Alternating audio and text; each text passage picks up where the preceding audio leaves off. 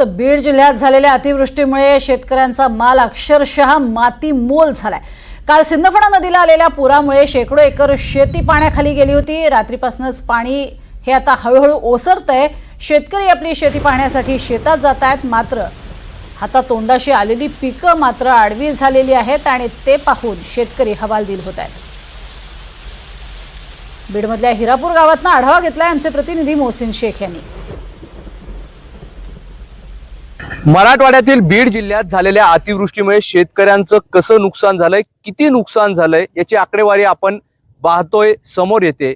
पण प्रत्यक्षात हे नुकसान कसं आहे हे दाखवणारं हे विदारक चित्र बीड जिल्ह्यातील हिरापूर गावात आहे आणि गेल्या 1.5 महिन्यापासून या शेतामध्ये अक्षरशः पाणी तुंबून आहे। कारण सलग पाऊस सुरू आहे, पाऊस बंदच होत नाही आणि त्यामुळे पिकांची अशी अवस्था झाली। हे कापसाचं पीक आहे, या पिकात 1.5 महिन्यापासून पाणी असल्यामुळे अक्षरशः पीक हे कापूसाचं झाड आता नष्ट होण्याचे म्हणजे पूर्णपणे जळून गेली आहे। त्याची पात तुम्हाला थोडं दाखवण्याचा प्रयत्न करतो।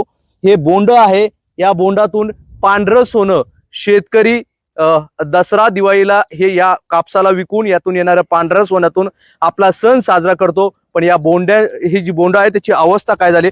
माझ्यासोबत शेतकरी आहे, काय सगळी परिस्थिती आहे, किती दिवसापासून इथे पाणी आणि काय सगळं नुकसान झालंय सर? समोर बघा सर, हे कमीत कमी 1-1.5-2 महिने होत आले, हे पूर्ण पाणीच पाणी आहे आणि अशा प्रकारे पाणी आहे की पूर्ण शेतात सर नुकसान झालेलं आहे। पिकाला काही उरलंच नाही, समोरच बघता तुम्ही। तर ह्या पिकातून शेतकऱ्याचा काय हाल, काही तर फायदा तर नाहीच नाही, इतकं नुकसान झालंय। जी खर्च झालेला आहे वाफट खर्च झालेला आहे। कारण जे 1000-1200 रुपये क्विंटलनी खत भेटत होतं ते आज 4000 रुपये क्विंटलनी घ्यावा लागला आणि 1000 रुपये लिटरचं औषध कमीत कमी 6 ते 7000 रुपये लिटरनी ते औषध फवारणी केलेत। जवळजवळ 2-2, 3-3, 4-4 फवारण्या केलेल्या शेतकऱ्यांनी आणि एवढा खर्च होऊन जर निसर्गाने असं केल्यानंतर शेतकरी कसा जगणार? कारण शेतकऱ्याला आत्महत्या करण्याशिवाय पर्यायच नाहीत ना आणि शासन काय पुरू शकत नाही, कुठं काय देऊ इच्छा नाही। त्यामुळं शेतकऱ्याला निवळ अत्यंत अशी बिकट परिस्थिती आलेली। बरं, दिवाळी दसरा सारखा सण तोंडावर आहे, याच कापसाची पहिली वेचणी झाली की शेतकरी आपला सण साजरा करतो, ह्याच्यावरच सण साजरा असतो, दिवाळी दसरा दिवाळी। आता हे असं झाल्यानंतर सण सुद्धा साजरा करू शकत नाही शेतकरी, काहीच नाही। आणि जवळजवळ हे असं पूर्ण हा पट्टा असा गेलेलाच आहे सगळा खाली असा। बरं, इथून नदी 1.5 किलोमीटर आहे, मग इकडे पाणी सगळं नदीचं पात्र फुटलं। हा, नदीची साखळी फुटून जवळजवळ इकडं 1-2 किलोमीटरवर पाणी आलेलं आहे। असं हे पूर्ण असा प्रवाह सगळा डोक्या इतकं पाणी होतं असं पर रोडवर, असं येता जाता येत नव्हतं। जवळजवळ 36 घंटे बंद पडलेला होता रस्ता।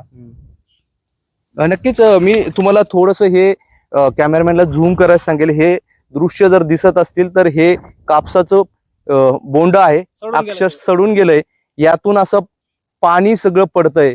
भयंकर सगळी विदारक परिस्थिती आहे। आता या परिस्थितीतून शेतकरी पुन्हा उभा राहण्याचा प्रयत्न करणार, जो दरवर्षी करतो, दर संकटात करतो। मात्र आत्ताची परिस्थिती अत्यंत वाईट आहे। या सगळ्या संकटातून शेतकऱ्याला धीर देण्यासाठी आता सरकारच्या मदतीची गरज आहे, सरकारच्या आर्थिक मदतीची गरज आहे। आता सरकार कशा पद्धतीने मदत करतं हे पाहणं महत्वाचं असणार आहे। मात्र मराठवाड्यातील शेतकऱ्यांवर प्रचंड मोठं संकट आलेलं आहे आणि या संकटातून तो सावरण्याचा आता प्रयत्न करतोय। मोहसिन शेख, NDTV, बीड।